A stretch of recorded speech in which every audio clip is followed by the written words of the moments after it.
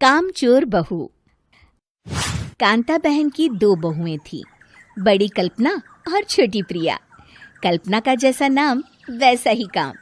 सारा दिन कल्पनाओं में रहती, ना कोई काम करती न कोई धाम। अरे कल्पना बहू, जरा अच्छी सी चटनी पीस दे, आज कुछ मजेदार खाने का मन है। पेट में जलन हो जाएगी माँ जी बुढ़ापे में, और वैसे भी मेरा काम करने का वक्त शाम का है, अब प्रिया को ही बोल दो। इतना कहकर कल्पना वहां से चली जाती है।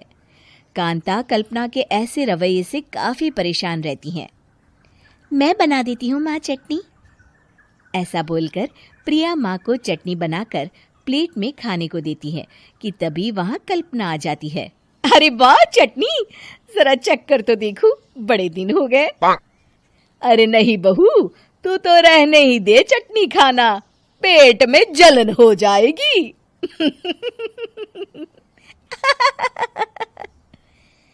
इतना कहकर कांता और प्रिया दोनों हंसने लगते हैं।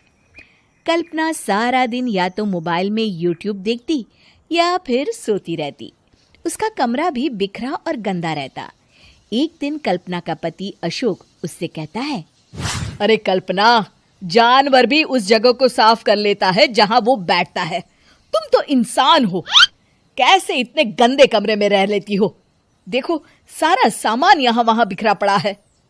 ज्यादा अपनी माँ का बोल ना बोलो। हाँ, कमरा तुम्हारा भी तो है, गंदा लग रहा है तो साफ कर लो। पता नहीं तुम्हारे साथ मैं कैसे जिंदगी बिताऊंगा। इतना कहकर अशोक वहां से चला जाता है। कल्पना बस खाना खाने कमरे से बाहर आती और फिर से कमरे में चली जाती। इससे कांता बहन काफी परेशान रहती। एक दिन प्रिया कांता से कहती है, माँ, मैं सारा दिन काम करके थक जाती हूँ, आप कल्पना दीदी से कहिए ना कि सुबह और शाम का काम बांट ले। मैं तो अब सिर्फ एक वक्त का ही काम करूँगी। हाँ। अरे तू वो भी ना करना, एक बहू तो कामचोर थी ही, दूसरी भी आ गई काम ना करने के बहाने लेकर। तभी वहां प्रिया का पति रमेश आ जाता है। माँ, मैं देख रहा हूँ भाभी कोई काम नहीं करती, प्रिया सारा दिन घर और रसोई का काम करती है, अब कुछ करो ना माँ। कांता मन में कुछ सोचती है और कल्पना के पास जाती है। कल्पना फोन पर मेकअप करना देख रही होती है। कल्पना, तुम सारा दिन बस मोबाइल देखती हो, घर का कोई काम भी कर लिया करो। प्रिया सारा दिन काम करके थक जाती है, आज से मैंने फैसला किया है, एक वक्त का काम तुम करोगी, सुबह का खाना तुम बनाओगी और रात का प्रिया। आप लोगों ने काम को हवा बना रखा है। अरे पता नहीं थोड़ा सा ज्यादा काम करने में आप लोग घबरा क्यों जाते हैं। और हाँ, बहुत ज्यादा प्रिया की तारीफ मत करिए मेरे सामने, बड़ी बहू तो मैं ही रहूंगी।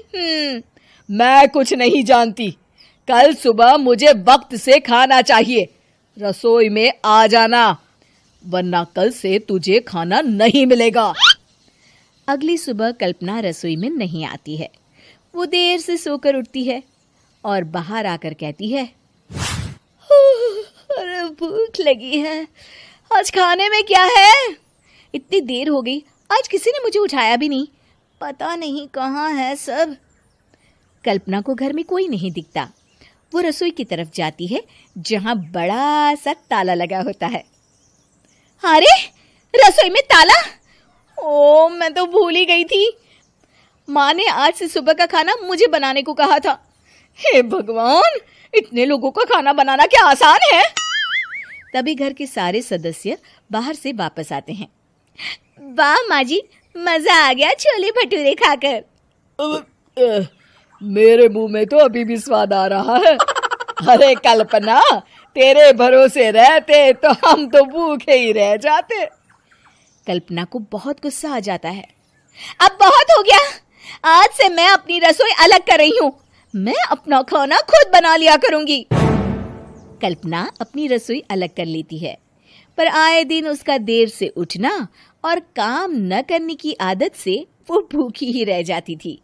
उसी के सामने घर के लोग अच्छे अच्छे पकवान खाते और कामचोर कल्पना को जैसे तैसे ही खाना बनाकर खाना पड़ता। पर एक दिन तो हद ही हो गई। माँ, दीदी आज सुबह से कमरे से बाहर नहीं निकली, हमें जाकर देखना चाहिए। सो रही होगी कामचोर कहीं की, पर तुम कहती हो तो चलो देख लेते हैं उसे। कल्पना कमरे में पेट पकड़कर बैठी होती है। हाय मेरा दर्द, पेट दर्द के मारे मर रही हूँ मैं।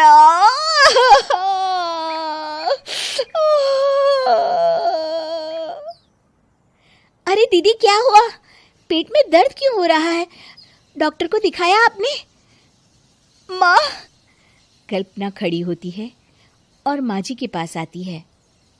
मुझे माफ कर दीजिए, अब से मैं सारे काम में मदद करूंगी, कभी आलस और काम चोरी नहीं करूंगी। हाँ, वो तो ठीक है, लेकिन अचानक क्या हो गया जो तू काम करने को तैयार हो गई? कामचोर कल्पना। माँ, लगातार बासी और उल्टा पुल्टा खाना खाने के कारण मेरे पेट में इन्फेक्शन हो गया है। काम न करना पड़े इसलिए मैं 2 दिन का खाना एक दिन ही बना लेती थी। बासी और खराब खाना खाने के कारण लेने के देने पड़ गए। पेट में दर्द हो रहा है।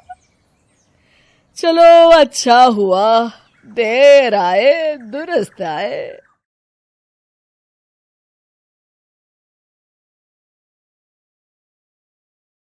मुग्धा और उसकी सास के बीच पूरा समय सास के किसी न किसी काम को लेकर मतभेद चलते ही रहते हैं। बहू, ओ बहू, जरा चाय बना दे। मुग्धा चाय लेकर आती है। ये लीजिए, और कुछ चाहिए? अरे नहीं, बस चाय पीने का मन था। जाओ तुम दूसरा काम करो। चाय पीने के थोड़ी देर बाद सास दोबारा मुग्धा को आवाज लगाती है। अरे बहू रे, आओ बहू, जरा हलवा तो बना दे, मीठा खाने को मन हो रहा है। इसी तरह मुग्धा की सास पूरा समय कोई ना कोई काम बताकर उसे रसोई से बाहर तक निकलने नहीं देती। कभी चाय, कभी हलवा, कभी पानी तो कभी दूध, हर समय खाने को चाहिए, और उसके लिए अपने हाथ पैर बिल्कुल नहीं हिलाने। परेशान किया हुआ है इन्होंने। सास की जबरदस्ती परेशान करने की आदतों से दुखी मुग्धा एक शाम सचिन के साथ अपने कमरे में बैठी हुई बात कर रही होती है। सुनो जी, मम्मी जी की ये जानबूझकर मुझे परेशान करने की फरमाइशों से मैं बहुत फ्रस्ट्रेट हो चुकी हूँ। पूरे दिन में 1 सेकंड का आराम नहीं मिलता। रसोई से बाहर कदम रखती नहीं कि बहू ये बना दे, बहुरी वो बना दे। अरे इनकी फरमाइशें चलती ही रहती है। अरे मुग्धा, माँ खाने की शौकीन है, पर उम्र हो चली है, खुद खाना नहीं बना सकती, इसलिए तुमसे बोलती है। अरे तो शौक भी उम्र देख कर रखने चाहिए ना।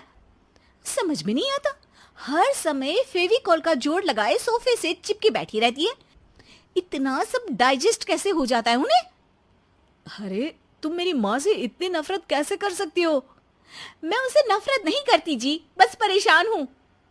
जहां मुग्धा अपने पति से ये सब बोल रही होती है, वहीं उसकी सास भी कमरे के बाहर दरवाजे से कान लगाए सारी बातें सुन रही होती है और अगली दोपहर रसोई में मुग्धा के पास जाती है। बहू, आज ना मेरा कुछ मसालेदार खाने का मन है। तो चाय बना दूं? मुझे बहुत पसंद है।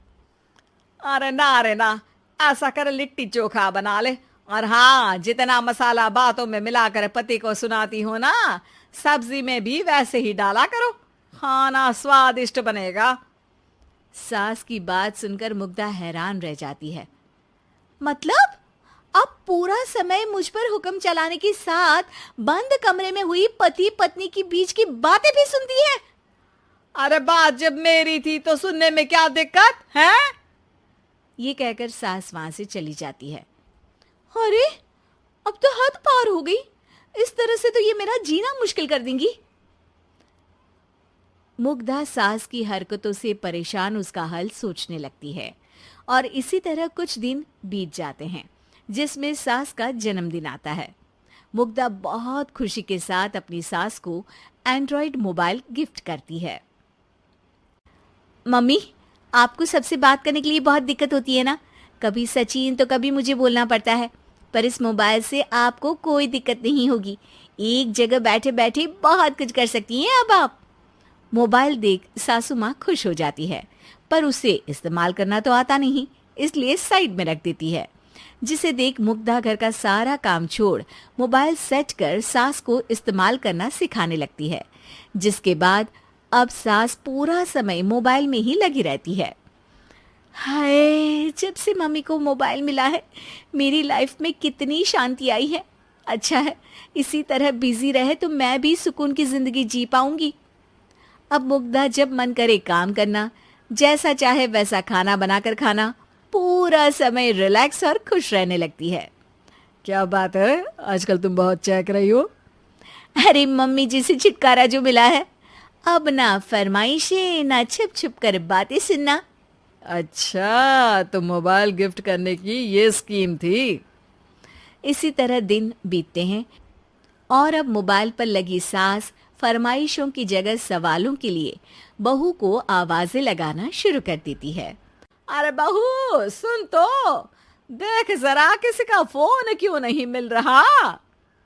रिचार्ज खत्म हो गया है, पर अभी 4 दिन पहले ही तो मैंने किया था, इतनी जल्दी कैसे खत्म हो गया। अरे मैंने कल तेरी कनाडा वाली मौसी सास से 3 घंटे बात की थी ना।